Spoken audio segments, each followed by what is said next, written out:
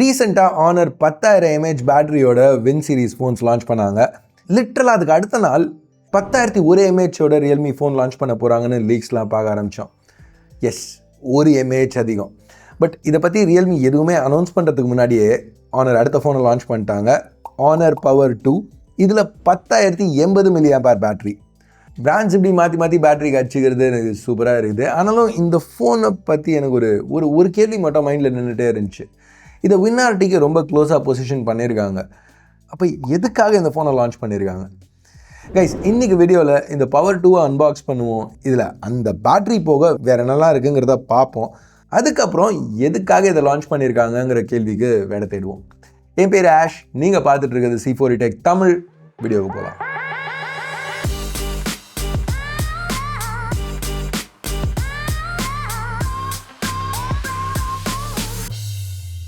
So box ரொம்ப பிளெயினாக இருக்குது. சுற்றி ஃபுல்லும் பவர் 2 லோகோஸ் கொடுத்துருக்காங்க.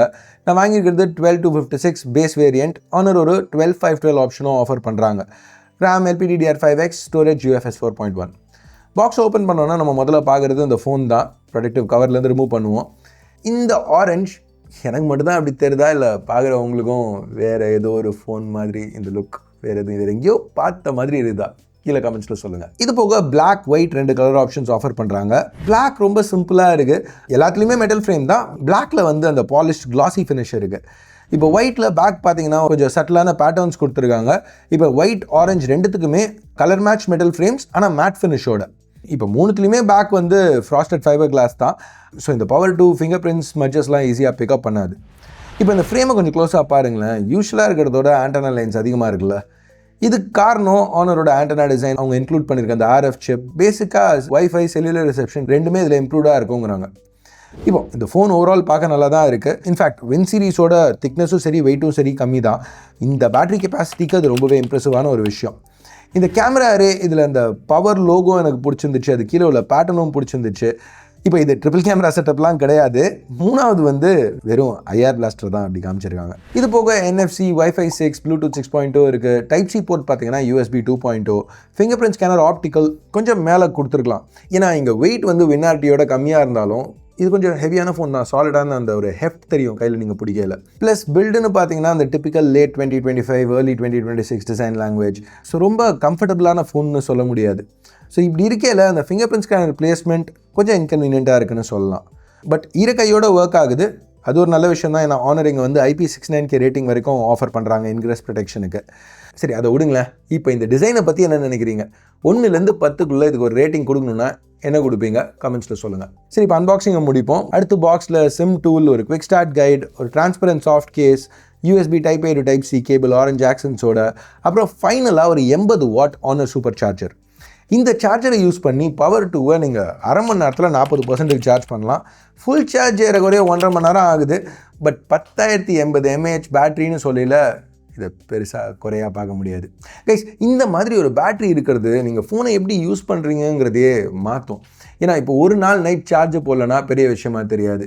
இந்த GPS ஆனில் விட்டு ரொம்ப மேப்ஸ் யூஸ் பண்ணோன்னா ஒரு பெரிய விஷயமா தெரியாது. வெளில வீடியோஸ் எடுக்கையில் ரொம்ப நேரமாக எத்தனை இருக்கோமோ அப்படிங்கிற ஃபீலே வராது. இப்போ ரொம்ப நேரம் கேம் விளையாடிட்டு இருந்தீங்கன்னா சார்ஜ் போடணுங்கிற தாட் கூட இருக்காது. அந்த பேட்டரி ஆங்ஸைட்டிங்கிறது டோட்டலாக கட் ஆஃப் ஆகிடுது. இப்போ இந்த ஃபோனை நான் இன்னும் பர்சனலாக டெய்லி ட்ரைவ் பண்ணல. பட் சைனாலேருந்து வர ஏர்லி கவரேஜை பார்க்கல பேட்டரி லைஃப் ரிசல்ட்ஸ் வேறு லெவலில் இருக்குது. வின் சீரிஸோட கூட பெட்டராக இருக்க மாதிரி தான் தெரியுது. ஸோ இந்த பாயிண்டில் தான் எனக்கு அந்த கேள்வி தோண ஆரம்பிச்சிது. ஏன்னா பேட்டரி லைஃப் இந்த மாதிரி இருக்குது. பர்ஃபார்மன்ஸ் அதுக்கு வருவோம், அதுவும் நல்லா தான் இருக்குது. ஸோ இது ஒரு நல்ல ஃபோன் தான் ஓவரால். ஸோ இங்கே கேள்வி இது நல்ல ஃபோனாங்கிறது கிடையாது. வின்னார்டி ஏற்கனவே இருக்கையில் இதை ஏன் லான்ச் பண்ணியிருக்காங்கிறது தான். இப்போ நம்ம ப்ரைஸிங் பார்ட்டுக்கு வரையில் அது உங்களுக்கே புரியும். எனிவேஸ், இந்த ஃபோன் உங்களுக்கு வேணும்னா பவர் பேங்காகவும் யூஸ் பண்ணலாம். 27 what reverse wire charging support இருக்குது. ஸோ இங்கே ஆனர் யூஸ் பண்ணியிருக்க சிப் மீடியாடெக்கோட Dimensity 8500 Elite. இப்போ மீடியாடெக் சிப்ஸ்ன்னு வரையில் அந்த கட்சி வார்த்தையை விட்டுருங்க. அது ஒரு பிராண்டுக்கு அவங்க கொடுக்கல ஒரு பேரை போட்டுருவாங்க. பட் பேசிக்காக Dimensity 8500 Elite வச்சுக்கோங்க. ஸோ இது வந்து குவால்காமோட Snapdragon 8s Gen 4க்கு போட்டியாக அவங்க லான்ச் பண்ணியிருக்க சிப். பர்ஃபார்மன்ஸ் ரொம்பவே நல்லா இருந்துச்சு. ஸ்ட்ரெஸ் டெஸ்ட்டில் கூட பவர் 2ல் கிட்டத்தட்ட 80% பர்ஃபார்மன்ஸ் ரீட்டைன் ஆச்சு. இன்றைக்கி ஸ்டாண்டர்ட்ஸ்க்கு இது ரொம்பவே எனக்கு இம்ப்ரெசிவாக பட்டுச்சு. ஆனால் ஃபோன் ஹீட் ஆச்சு, 50 டிகிரி தொட்டுச்சு. ஸ்ட்ரெஸ் டெஸ்ட்டில் மட்டும்தான். ரியல் வேர்ல்டு யூஸில் வந்து கேம்ஸ் விளையாடையில் கூட ஓவரால் எக்ஸ்பீரியன்ஸ் கம்ஃபர்டபுளாக இருந்துச்சுன்னு சொல்லலாம். அதுக்கு இன்னொரு காரணம் ஆனர் இங்கே யூஸ் பண்ணியிருக்க டிஸ்பிளே. இது ஒரு கிட்டத்தட்ட 6.8 inch panel, AMOLED, 1.5K resolution, 120 hertz refresh rate. இது ஒரு LTPS பேனல். ஆனர் வந்து 8000 நிட்ஸ் கிளைம் பண்ணுறாங்க HDR-க்கு. நாங்கள் டெஸ்ட் பண்ணி பார்த்ததில் 1850 நிட்ஸ் ஏறக்குறைய போச்சு ஆட்டோ மோடில். ஸோ அவுட்டோர் யூஸ்க்கு டைரக்ட் சன்லைட்டில் கூட எந்த பிரச்சனையும் கிடையாது. லோ லைட்டில் 3840 ஹெர்ட்ஸ் PWM டிமிங் கொடுத்துருக்காங்க. மற்றபடி ஆனரோட யூஸ்வல் ஐ ப்ரொடெக்ஷன் ஃபீச்சர்ஸ் எல்லாமே இங்கேயும் அவைலபிளாக இருக்குது.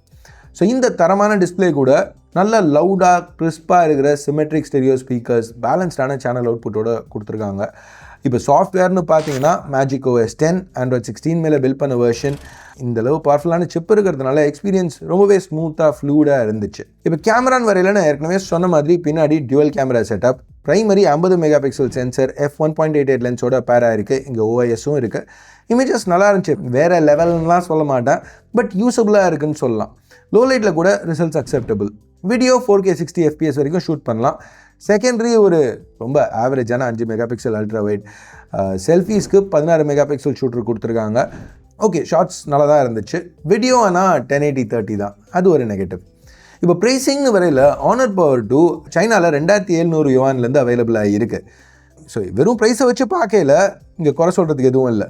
பட் இங்கே தான் திருப்பியும் அதே கேள்வி, எதுக்காக இந்த ஃபோனை லான்ச் பண்ணியிருக்காங்க? ஆமாம், வின்னாரிட்டியோட டெக்னிக்கலி ஹையர் பிரைட்னஸ், 80 mAh அதிகம், அதெல்லாம் ஓகே. பட் வின்னாரிட்டி இதோட கொஞ்சம் விலையும் கம்மி. அதே சமயத்தில் அதில் Snapdragon 8 Elite கொடுத்துருக்காங்க. இன்னும் ஃபாஸ்டான ரெஃப்ரெஷ் ரேட் டிஸ்பிளே, பெட்டரான கேமராஸ், ஆக்டிவ் கூலிங் ஃபேன், இதெல்லாம் இருக்குது. ஸோ என்ன கேட்டிங்கன்னா, சைனாவோட ஆன்லைன் மார்க்கெட் ரொம்ப ஹைப்பர் காம்படிட்டிவாக இருக்கும்.